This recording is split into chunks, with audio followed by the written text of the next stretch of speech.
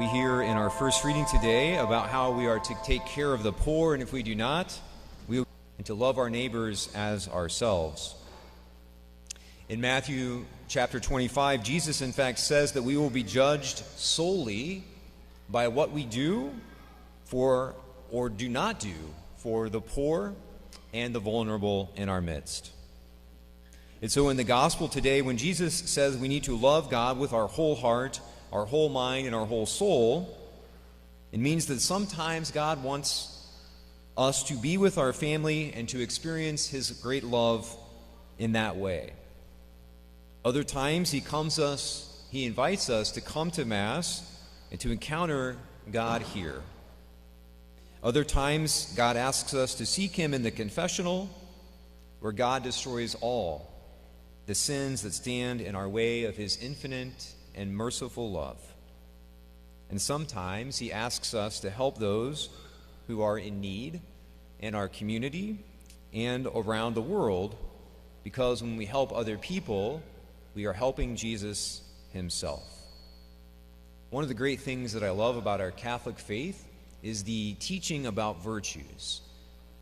I think a lot of non-Catholic Christians and other people around the world imagine that Mother Teresa, for example, just loved and was filled with bliss by serving the poor, and she was just born right out of the womb ready to serve the poor. Or you could pick any of the other saints who lived lives of radical offering for the poor. But what the Catholic Church says that's not how it works at all. In fact, what the Catholic Church says is all these different virtues, whether it's courage or strength or service to the poor, what the Catholic Church says is that we get better and better at it by practicing it. And again, in fact, not only are we practicing it is actually like when we're practicing it, it's not just practice, it's actually also living that out, right? So, for example, that's one of the reasons that I love athletics is because when we're playing athletics, we're practicing athletics, we're not born a great athlete, but it takes thousands and thousands and thousands of repetitions, right? Lifting weights, thousands and thousands of repetitions. You start to see growth.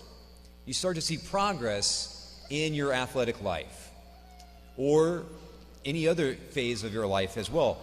No one is born like a concert pianist or a virtuoso violinist or any of those things. But repetition, practice, day in, day out, thousands and thousands of hours, what we find is we grow slowly, and at some point we realize, I am a great violinist, or I am a great organist, or I am a great athlete. And I think in the same way, obviously, that is how it is with the poor.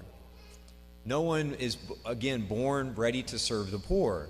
But as we do it over and over and over again, we find that we are getting more and more comfortable serving the poor.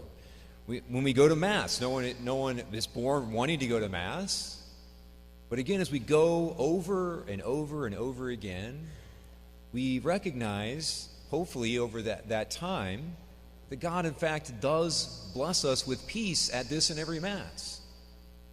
And so again, I think it's just a really important and beautiful teaching of our Catholic Church that nothing good comes just innately to us.